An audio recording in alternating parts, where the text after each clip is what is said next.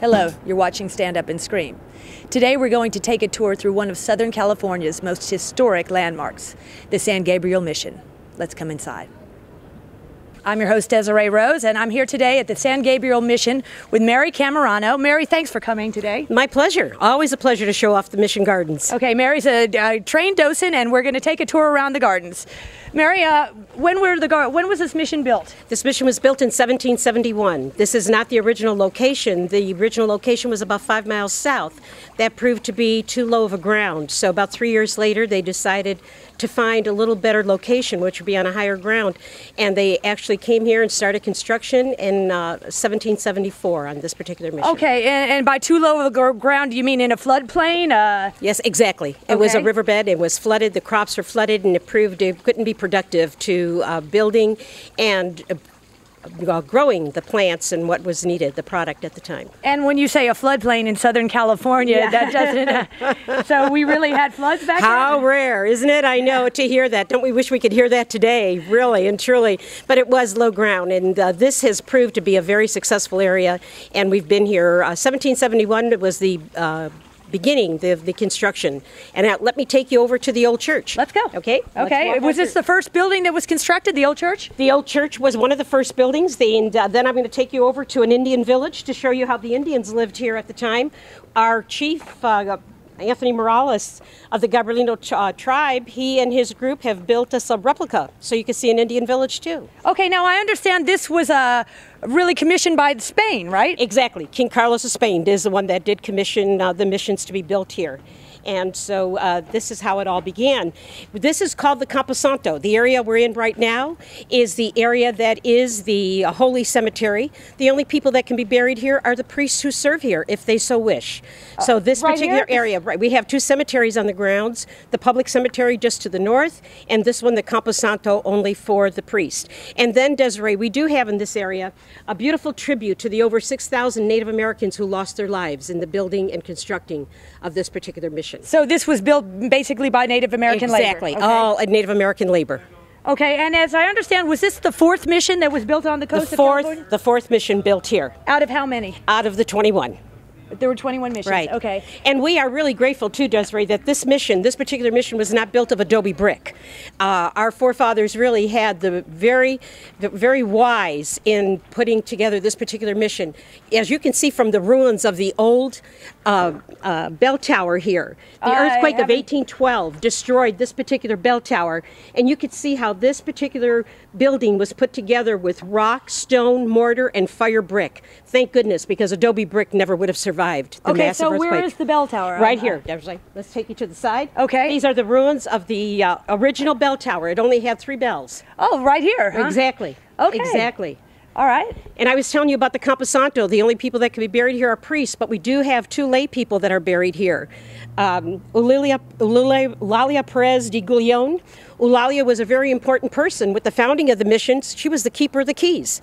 Imagine that. 239 years ago, the most important person at the mission was a woman. Wow. And you had to go through Eulalia to get anywhere on the mission grounds. And then we also have Tommy Temple buried here. Tommy was a historian to the church, and he was granted permission to be buried here in the Camposanto. Okay, great. Awesome. Now, I understand that this was actually the center of commerce for Los Angeles, right? It was, and very successful too, because when I take you over to the soap vats and the candle vats, you're going to see how productive they were in making the candles and because there was no electricity. Everybody needed the candles, of course. The soap for many multiple purposes. That take you to the tannery vats and how they cured the hides of the animals, because at any given time there was over 10,000 to 12,000 head of cattle here.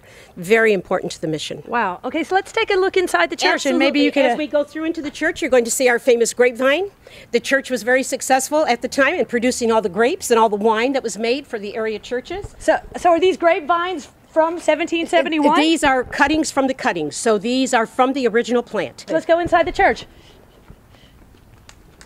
And this church was built in 1774. This church began in 1771, but not this actual construction of this church was 1774. As we take you in, I'm going to take you up. As you can see, the beautiful walkway. The floor you're walking on was put on in the 1940s. The original floor was all dirt and then covered with stone. And back in the 40s, that's when they covered it with tile, and the pews were all set into place. These pews are old too? The pews they were set in the 40s. The pews were all actually set in the 40s also. So the pews were all built, wood was scarce. That's why much of the buildings that you see that came from that era had to be done with stone, rock, fire brick, and that's when they started making the adobe brick because it was out of necessity. Okay. Let me take you into our baptistry. Why don't you show them the beautiful frescoes on the wall, right? And the ceiling too? Are these originals? This is all original. Wow, that is something. And we are very fortunate. Now what you're standing on the original floor. This is what that floor would have looked like before they put the wood up and before they put the tile on it. This is our baptistry. This is original to the church. This copper hand-hammered copper kettle that you see is still used every weekend in baptisms. This was a gift from King Carlos of Spain, estimated to be about 280 to 285 years old. Wow. You can see in here, it's really wonderful when the children come because they think yes, the handprints. You went right to it, Desiree. That's what the children love to do. They love to find that imprint to get their hand in there.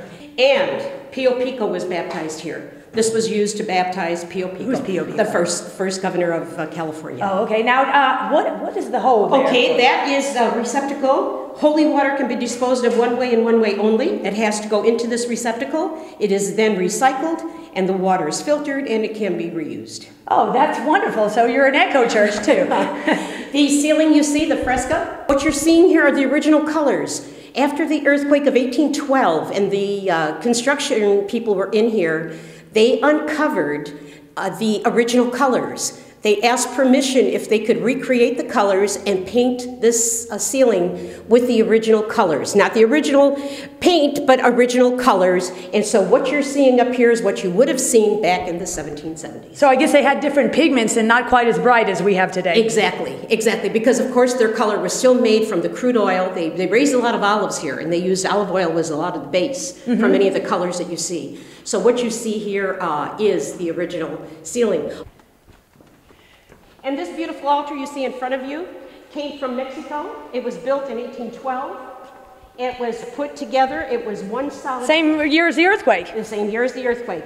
It was brought up here, but as it was discovered afterwards, it was just too big. It is made out of wood. It is all hand carved from Mexico. The colors you see is the way they created and put the paint colors together. So that's what gives it this appearance of the marble on the columns and so on. That is certainly something. You could see how they put it all together. It was like piecing a puzzle. I can see the seams. Exactly.